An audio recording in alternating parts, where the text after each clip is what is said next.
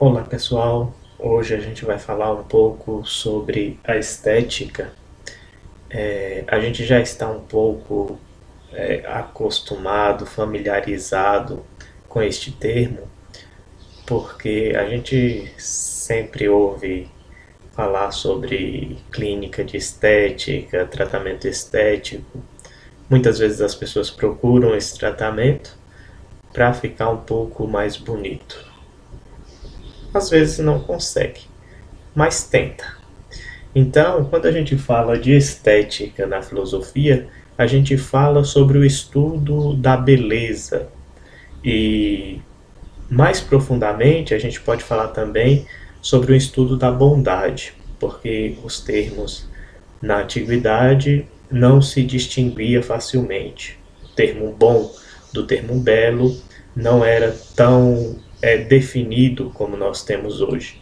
Então, falar da estética, a gente vai falar da arte e também da questão da beleza e da bondade. E para iniciar a nossa conversa, a gente vai falar um pouco sobre a estética no pensamento de Platão. Quando a gente fala de Platão, a gente tem que ter na cabeça a relação entre o mundo das ideias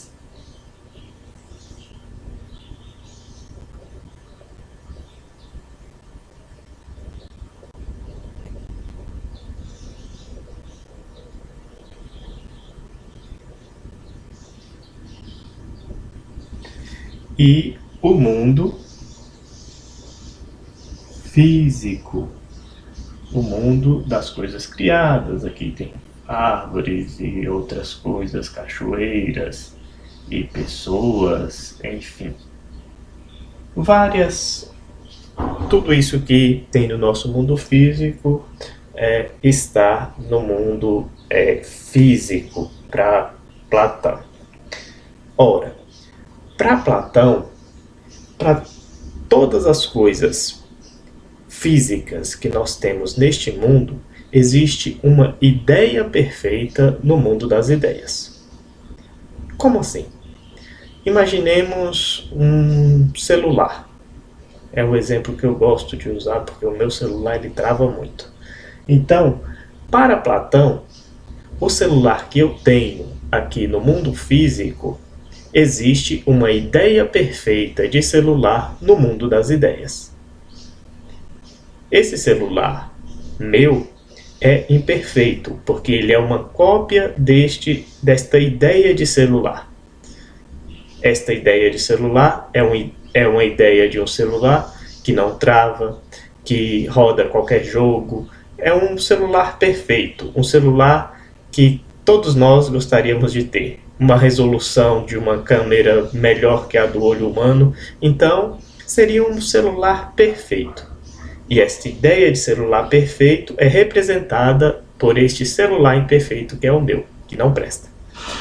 Ora, pensando nisso, para Platão, a arte, a estética, ela não vai ter um valor em si, porque toda expressão artística para Platão é uma cópia de uma cópia.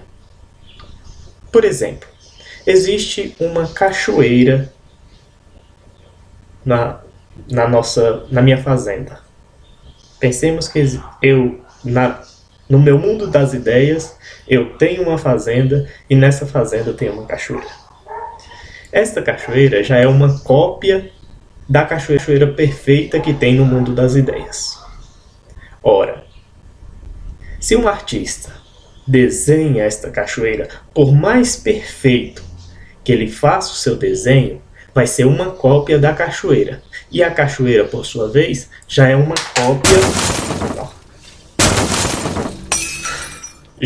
cópia da cachoeira perfeita do mundo das ideias. Por isso, para Platão, a arte ela vem como uma forma de mentira, como uma forma de inverdade, porque a verdade para Platão está no mundo das ideias.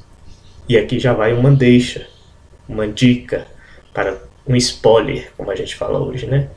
Nas provas de Enem, de vestibular, quando cai a ideia de um pensador, a gente pega a ideia principal dele e pode destrinchar para qualquer área da filosofia. Se este pensamento serve para a estética para Platão, também serve para a política, também serve para a moral, também serve para, enfim, para todas as áreas da filosofia, a gente pode implantar esta ideia de Platão, de mundo das ideias, de mundo das coisas metafísicas, que depois Aristóteles é que vai esmiuçar a questão metafísica, mas a gente pode falar assim, o mundo metafísico, ou seja, que está além da física, e o mundo físico, que é este mundo que nós vivemos. Então, para Platão, a estética se encaixa neste esquema de pensamento. Bom, já que a gente falou em Aristóteles, então vamos ver como que é o pensamento estético para Aristóteles. Se, para Platão, a arte não tinha um valor em si, para Aristóteles, pelo contrário, a arte tem um valor porque ela tem a capacidade de fazer com que o ser humano purifique os seus sentimentos. Como assim? Imaginemos uma tragédia grega, uma peça teatral que retrata uma tragédia. Ao assistir a esta peça, aquele que assiste, o espectador, ele se identifica com aquela arte e a partir daí ele vai purificando os sentimentos que aquela arte aflora nele. Como assim? Vamos trazer para o nosso contexto. Quando a gente escuta Thierry, Marília Mendonça, essa sofrência, a palavra sofrência, ela já tem este caráter de purificação do sentimento. Porque quando o artista está cantando a sofrência, nós purificamos os sofrimentos que temos em nós. Então, este processo, para Aristóteles, é um processo benéfico. Muitas pessoas não gostam de sofrência, mas causa sofrência. Se não, a sofrência que a gente está sentindo por uma desilusão amorosa, outra coisa, ou a sofrência por ter que ouvir aquela coisa. Então, para Aristóteles, este processo, ele dá o nome de expurgação dos sentimentos, ou, em uma palavra mais sucinta, ele vai chamar de catarse. A catarse, para Aristóteles, é esta purificação do nosso sentimento quando nos deparamos com alguma obra de arte. Então, para Aristóteles, diferentemente de Platão, a arte tem este poder de transformar os sentimentos humanos. Por isso que, para Aristóteles, esta purificação do sentimento faz com que o ser humano cada vez mais vai se elevando espiritualmente, digamos assim. Bom, passando de Aristóteles, a gente vai dar uma passada bem rápida, umas pinceladas bem rápidas na Idade Média. A Idade Média, que a gente entende por Idade Média, que compreende desde a patrística até a escolástica, até o final do século XV, século XVI, difícil precisar, mas neste período em que o cristianismo estava muito em voga, estava muito em ascensão, podemos assim dizer, as expressões estéticas que nós vamos encontrar neste período são expressões estéticas muito ligadas à igreja, ao cristianismo. Quais são essas expressões? A gente pode perceber na arquitetura. O barroco, já no finalzinho, e o gótico, eles estão muito presentes nas construções. Aqui em Minas mesmo a gente vê muitas construções barrocas e góticas, influenciado por este período da história da Idade Média. Lá na Europa, estas expressões elas nasceram neste período da Idade Média. Outro exemplo que a gente pode dar é na questão dos cantos, das músicas sacras. O gótico e o gregoriano, né? Então a gente pode perceber este movimento também artístico, estético no ambiente musical. E por fim, em obras de arte. Na Igreja Oriental a gente tem os ícones, na Igreja Ocidental a gente tem as pinturas do período iluminista, que já é no declínio da Idade Média. Então todas essas expressões artísticas, culturais, a gente vai encontrar na Idade Média e são expressões estéticas. Por fim, o Pet vai nos trazer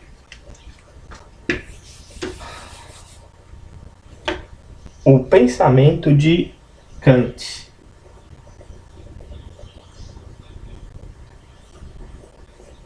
Immanuel Kant. Por que a gente precisa compreender o pensamento de Immanuel Kant para as questões estéticas, mas, acima de tudo, para todas as questões filosóficas? Porque Immanuel Kant ele realizou o que nós chamamos de virada copernicana. A virada copernicana, para quem não conheceu Nicolau Copérnico, o que Nicolau Copérnico descobriu? Antes dele, para as pessoas, o que acontecia? Existia o planeta Terra,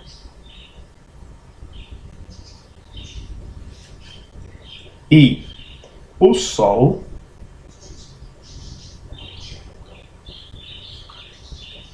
girava em torno do planeta. Nicolau Copérnico descobriu que não era bem assim. Não é assim. Não é assim. O que acontece é que a Terra está aqui onde estava o Sol anteriormente para as pessoas, e o Solzinho está aqui imóvel no lugar dele, como sempre. E a Terra é que gira em torno do Sol. Eu não sei se é esse o sentido certo que a Terra gira, mas digamos que seja. Só para representar qual a descoberta de Nicolau Copérnico. Por que eu estou falando disso? Porque, para Kant, ele vai realizar um movimento muito parecido com o de Copérnico. Por isso que a gente chama de virada copernicana. Para os pensadores antes de Immanuel Kant, o que acontecia? Estava aqui o objeto. Vamos colocar um objeto qualquer. Vamos colocar o meu celular, que trava muito. Digamos que aqui seja o meu celularzinho. Trava. Isso é a representação de objeto, tá? Vou colocar um O aqui, ó, em volta, para vocês saberem que é objeto. E em volta desse objeto orbitava o sujeito. Isso aqui é um sujeito. Bora colocar quadrado, porque é um pensamento quadrado. Era um pensamento quadrado. Antes de Kant, tinha-se esta configuração: o objeto no centro e o sujeito orbitava em torno desse objeto. Como assim, professor? Na questão estética, a gente pode pensar: existe um objeto. Para Platão, para Aristóteles, para todos. E este objeto já pertencia a todas as suas características. E era o homem que, a partir dos seus conhecimentos, ia conhecendo este objeto. Tá? Então o objeto estava no centro, ele era intocável, ele era imóvel, ele já existia com todas as suas características, e o homem, o sujeito, é que apreendia as coisas desse objeto. Kant realiza um movimento contrário.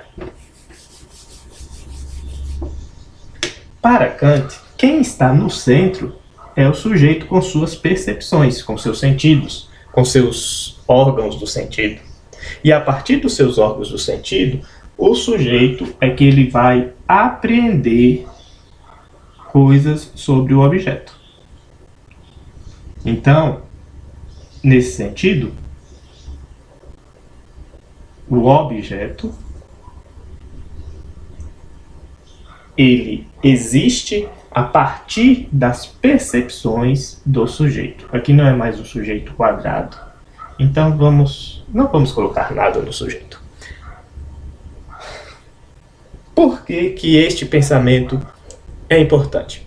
Digamos, eu tenho o meu celular. Ele tem infinitas funções que eu não sei mexer. Eu só sei mandar mensagem e receber ligações e fazer ligações e mexer nas redes sociais. As únicas coisas que eu sei mexer no celular. Mas ele tem infinitas possibilidades. Mas, a partir das minhas percepções, eu vou conseguindo captar o que este objeto tem a me dizer. Para outras pessoas, que nunca, digamos que tem uma pessoa que nunca teve acesso à informática, a celular, a essas coisas, para ele vai ser um objeto comum, sem utilidade, sem finalidade. Ou para calçar o telhado, quando tem uma goteira.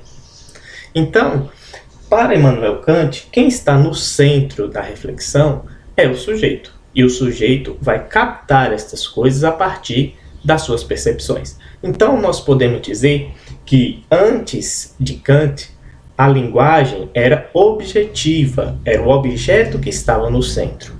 A partir de Kant, nós temos uma linguagem subjetiva, é o sujeito que é autônomo ao ponto de captar, a partir das suas sensações e do seu poder de razão, as coisas que estão ao seu redor. Então, para Kant, há este movimento do objeto em torno do sujeito. Tá? Então, é o sujeito que está no centro. Por que eu estou dizendo isso? Porque a partir deste pensamento, a gente pode pensar a estética kantiana. Para Kant, a beleza, digamos, de uma forma bem romântica, está nos olhos de quem vê. Como assim?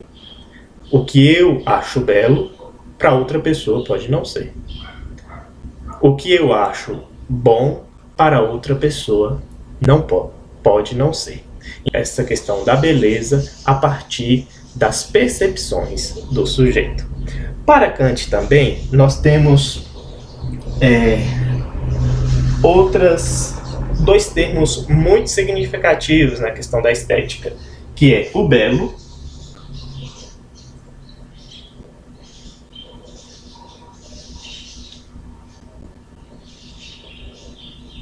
e o sublime.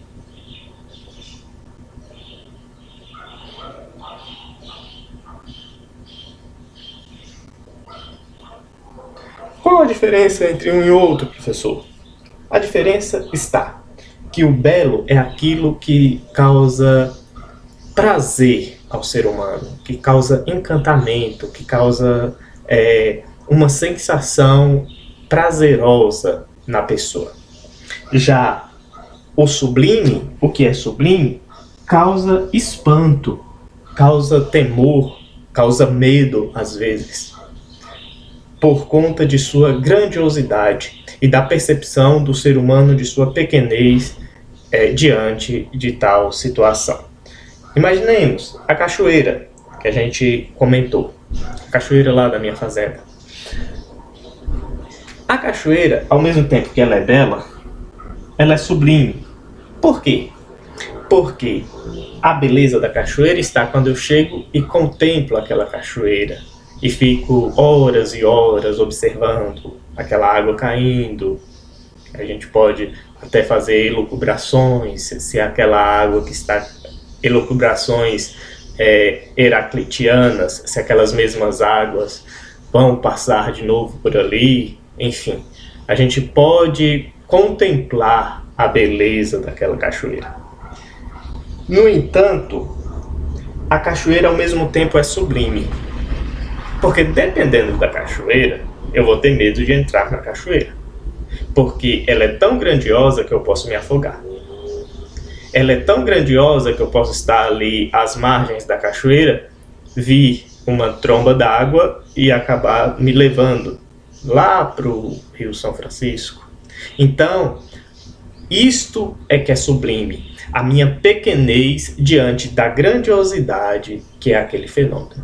Outras coisas é só belo. Por exemplo, um quadro da Mona Lisa, enfim. Ele é belo, ele não me causa medo, temor, apavoração. Por outro lado, existem coisas que são somente sublimes. Por exemplo, um tornado, um furacão. Não tem nada de belo nesses fenômenos, mas tem uma questão de sublime, porque é uma força tão grande e que nós não temos controle dele, que nos causa espanto, temor. Um vulcão, um furacão, enfim, todos esses fenômenos da natureza que causam estragos irreparáveis, mostra a questão do sublime na estética kantiana. Então, são dois termos que são muito caros para a reflexão estética kantiana. Bom, aqui eu deixo uma pérola para vocês. Assim como o pensamento de Platão, assim como o pensamento de Aristóteles, o pensamento de Kant, neste sentido da questão subjetiva, ou seja, o sujeito no centro e o objeto girando em torno do sujeito, pode se aplicar em todas as categorias do pensamento filosófico. A política, a ética, a moral, a estética, enfim, todos os campos da filosofia, todos os campos que a filosofia estuda, este esquema de pensamento, ele se aplica em todas elas. Também no pensamento de Platão, no pensamento de Aristóteles. Pensemos naquela cena que foi pintada no Vaticano, da Escola de Atenas. Esta imagem nos diz muito sobre o pensamento de Platão e Aristóteles. Eis que Platão está com o dedo estendido para cima, mostrando que as coisas perfeitas estão no mundo das ideias. Aristóteles, por sua vez, está com a mão espalmada para baixo, mostrando que é a partir dos sentidos, dos sentimentos, que a gente vai chegando a este mundo metafísico. Então, são macetes que a gente precisa pegar para, na hora da prova, a gente ir bem e gabaritar a prova de filosofia, que é o que eu espero que vocês façam. Tá bom? A gente fica por aqui hoje. A questão da estética eu acho que está bem explicado, principalmente para quem está no ensino médio aqui em Minas Gerais, que estão acompanhando os PETs, basicamente o que está no estudo da semana 3 do PET. Então, eu fico por aqui. Um beijo, um cheiro em cada um de vocês. E deixo um abraço para os meus alunos lá do Geraldo Parreiras, que sempre estão dando o seu like lá nos vídeos. Um abraço para vocês. E para todos, né, deixo o meu convite, né? Curta, comenta, compartilhe esse vídeo para que o nosso canal cresça e eu fique rico dando aula para vocês, tá bom? Um abraço.